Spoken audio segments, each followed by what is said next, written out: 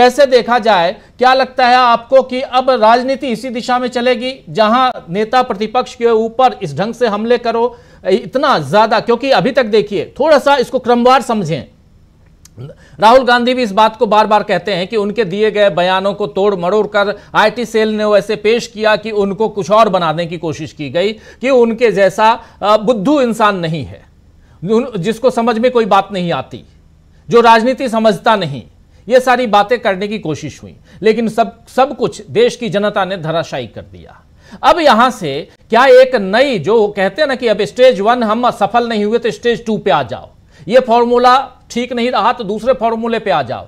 क्या इतने सालों से आप भी देश की सियासत को बहुत नजदीक से देख रहे हैं, समझ रहे हैं, समीक्षा कर रहे हैं, लिख रहे हैं, उस हिसाब से भी समझना चाहता हूं आपसे सुनील शुक्ला जी कि क्या ये स्टेज 2 वाली बात है जहां पे अब देश में की जनता में इतनी ज्यादा नफरत घोल दो, इतनी ज्यादा नफरत कि यहां से वो मार काट पे उतारू हो जाए, क्योंकि धमकियां या ऐसी बातें कि उसका ये कर देना चाहिए, उसको जीने का कोई अधिकार नहीं देना चाहिए, ये क्या मतलब है? उसकी जीभ काट लेनी चाहिए, क्या मतलब है? उसको देश से बाहर कर देना चाहिए।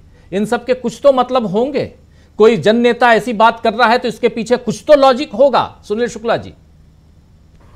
धन्यवाद राजीव जी। बीजेपी से आप उम्मीद क्या कर रहे हैं? बीजेपी ने कब नफरत की राजनीति नहीं की? लेकिन सरकार से तो उम्मीद की ही जानी चाहिए ना सुनील जी। तो सरकार तो बीजेपी की है, सरकार तो बीजेपी की है। सवाल इस बात का है कि भारतीय जनता पार्टी के लिए राहुल गांधी हमेशा से चुनौती रहे हैं। आपने कहा सेकेंड फेज, बिल्कुल सही है। पहले फेज में इस बात की पूरी कोशिश की गई, पार्टी संगठन के रूप में और संस्था के रूप में सरकार ने, कि राहुल गांधी को एक अविश्वसनीय नेता के रूप में निरूपित किया जाए, एक ऐसे नेता के रूप में निरूपित किया जाए जिसकी राजनीतिक समझ नहीं है, एक ऐसे व्यक्ति के रूप में लोगों के सामने प्रस्तुत किया जाए जो केवल सुविधाजनक जीवन जीना चाहता है, आम आदमी के दुख सुख से उसको कोई लेना मतलब नहीं है। और इसीलिए उनको एक पप्पू का नाम दिया गया। यह अभियान लगातार चला करीबन 10 सालों तक, लेकिन 2019 के बाद से इसमें गिरावट आनी शुरू हो गई। राहुल गांधी ने इस पूरे के पूरे अभियान को खत्म कर दिया अपनी भारत जोड़ो यात्रा के माध्यम से, और लोगों के बीच में उन्होंने जबरदस्त लोकप्रियता हासिल कर ली। एक विश्वसनीय नेता के रूप में उभर करके आ गए। इनका पब्लिक कनेक्ट जबरदस्त हो गया। अब सवाल है कि जब आपकी लोकप्रियता बढ़ती चली जाएगी, और उसी नेता से इस पार्टी को खतरा है कि पैन इंडिया अगर किसी नेता का असर है, अपील है, विश्वास है, तो राहुल गांधी की है। तो अब राहुल गांधी को जिस जगह पर रोकने का प्रयास भारतीय जनता पार्टी कर रही थी वो सफल नहीं हो पाया।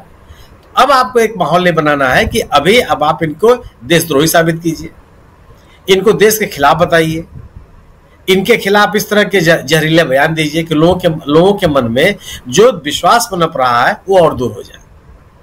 ये संभव नहीं है। ये जरूर है कि भारतीय जनता पार्टी अपने तरीके से इस बात को बढ़ाने का प्रयास कर रही है। यह बहुत ही आपत्तिजनक है। किसी भी लोग और ये तरीका क्या है कि जब आप अपने विरोधी को राजनीतिक स्तर पर उससे मुकाबला नहीं कर पा रहे हैं। राहुल गांधी तो किसी नेता के बारे में इस तरह की शब्दावली का प्रयोग नहीं कर रहे हैं। राहुल गांधी तो कभी उन्होंने नरेंद्र मोदी जी के लिए, चाहे अमित शाह जी के लिए इस तरह के शब्दों का प्रयोग नहीं किया। कांग्रेस के किसी नेता ने नहीं किया। राहुल गांधी ने तो स्मृति ईरानी जी के चुनाव पराजय के बाद जब इंडिया दल समूह या कांग्रेस के लोगों ने उनके खिलाफ इस तरह के बयानबाजी की, उस पर आपत्ति दर्ज की कि किसी नेता के बारे में इस तरह की बात नहीं की जानी चाहिए। चुनाव हारना जितना लगा रहता है, ये राजनीति का क्रम है, चुनावी राजनीति के ये पक्ष है। लेकिन अगर आपके पास, लेकिन क्योंकि राहुल गांधी के पास कहने के लिए बहुत कुछ है। राहुल गांधी के पास ये बताने के लिए है कि उनके मन में जो इस सरकार की विफलताएं हैं, उससे जो प्रभावित स्थितियां, उससे निपटने के लिए हम क्या क्या कर सकते हैं। उनको लोगों के साथ संवाद कायम करने के लिए मौका है, लोगों के बीच जाने का मौका है, लोगों के बीच बैठ करके बात करने का मौका है, और इन चीजों का उपयोग करने एक नेता के रूप में उन सभी लोगों से मिलने का प्रयास कर रहे हैं जो उनसे मिलना चाहते हैं, या वो उन लोगों के बीच में सीधे जाकर के मिल रहे हैं। सरकार ये काम नहीं कर रही है, पार्टी जो सत्तारूढ़ दल है वो ये काम नहीं कर रहा है। तो स्वाभाविक सी बात है कि राहुल गांधी ने जो चुनौती प्रस्तुत कर दी, उसका काट आपके पास क्या है? आप कैसे इसको अप्रभावी बना सकते हैं? कोई राजनीतिक तरीका आपके पास नहीं है। तो जब आपके पास कोई राजनीतिक तरीका नहीं बच गया तो यही माध्यम है जो आप जिस तरीके को आपने अपना रखा है। लेकिन लोकतांत्रिक परिवेश में इस चीज का कोई स्थान नहीं होना चाहिए। सरकार को निश्चित रूप से इसमें हस्तक्षेप करना चाहिए, पार्टी भारतीय जनता पार्टी को हस्तक्षेप करना चाहिए कि वह इस तरह के बयानबाजियों को रोके, बयान न केवल रोके बल्कि इस तरह के बयान देने वालों के खिलाफ कार्रवाई भी करे। कितने मुकदमे दर्ज कराए हैं बीजेपी ने? अब जो उनके नेताओं के बारे में अगर किसी ने कोई बात कह दी, जो नहीं कही है उसको भी लेकर के मुकदमे दर्ज करा दिए गए। आप सोचिए कि राहुल गांधी का जिस मुद्दे को लेकर के न्यायालय में उनको सजा हुई, उनके सदस्यता गई, क्या उन्होंने वो बात कही थी? पब्लिक डोमेन में तो नहीं, लेकिन भारतीय जनता पार्टी ने एक निरूपित क्या मुकदमा दर्ज कराया, मुकदमा चला, मुकदमे में वो हारे और उनके सदस्यता चले गए, फिर सुप्रीम कोर्ट से उनकी सदस्यता बहाल हो गई। तो ये सरकार की जिम्मेदारी बनती है। अगर सरकार इन चीजों के प्रति, अगर किसी के मान सम्मान को लेकर के वो इतना संवेदनशील है, तो किसी व्यक्ति के, किसी विपक्ष के, और किसी के कोई सामान्य व्यक्ति नहीं है, वो विपक्ष का नेता है, उसके जान से मारने की धमकी दी जाए, उसके जीवन के ऊपर प्रहार करने की कोशिश की जाए, एक वातावरण बनाने की कोशिश की जाए, तो उसको क्रियाशील होना चाहिए था, इसको और गंभीरता से लेना चाहिए था, लेकिन वो नहीं है। और भारतीय जनता पार्टी से आप उम्मीद भी नहीं कर सकते। भारतीय जनता पार्टी इस मामले में उसके राजनीति करने का तरीका ही रहा है कि आप जो राजनीतिक रूप से अगर आप मुकाबला नहीं कर सकते हैं तो इस तरह के आप नैरेटिव्स को बनावे। वो हमेशा से करती रही है और आज भी कर रही है, उससे वो बाहर नहीं निकल पाई।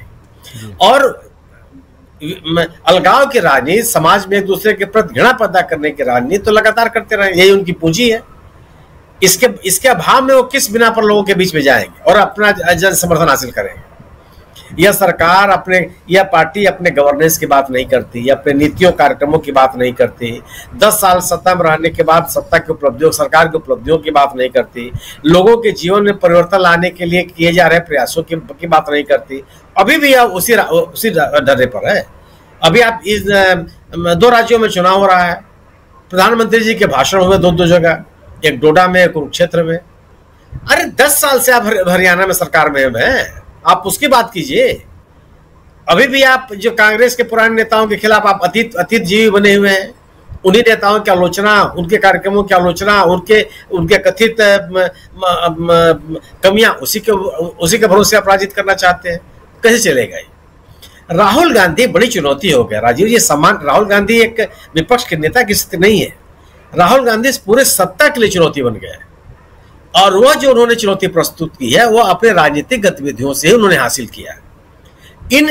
यह विश्वसनीयता और यह जो ताकत उन्होंने बटोरी है, पाई है राहुल गांधी ने, इसका कोई विकल्प बीजेपी को दिखाई नहीं पड़ रहा है। क्यों? कि बीजेपी को अपने गवर्नेंस की बात करनी पड़ेगी, गवर्नेंस के नाम पर उसके पास बताने के लिए कुछ है नहीं। तो स्वाभाविक सी बात है कि आप इस तरह के बयान दिलवाएंगे कि लोगों के अंदर जो बढ़ता हुआ विश्वास है, हो सकता है किस तरह के बयानों से वो कम हो जाए, लेकिन ऐसा नहीं होता। एक नेता की लोकप्रियता को आप उसके खिलाफ एक बड़ी राजनीतिक लकीर खींच के ही कम कर सकते हैं, जो आप नहीं कर पा रहे हैं। आप राहुल गांधी के द्वारा अपनाई जा रहे नीतियों कार्यक्रमों की आलोचना करके उनको लोकप्रिय बना सकते हैं, लेकिन उन नीतियों के खिलाफ आपके पास कोई विकल्प नहीं है। यह जरूर निश्चित रूप से, लेकिन इस मुद्दे पर कांग्रेस ने जो अपनी ताकत का प्रदर्शन किया है, यह निश्चित रूप से एक सराहनीय कदम है। और इस तरह से सड़क पर प्रतिकार की आवश्यकता है। अगर सड़क पर प्रतिकार भी कांग्रेस नहीं करेगी तो इन मुद्दों को, इन विषयों को जनता के बीच में नहीं ले जा पाएगी। जी बिल्कुल, आप सही कह रहे हैं कि इन मुद्दों को सड़क पर प्रतिकार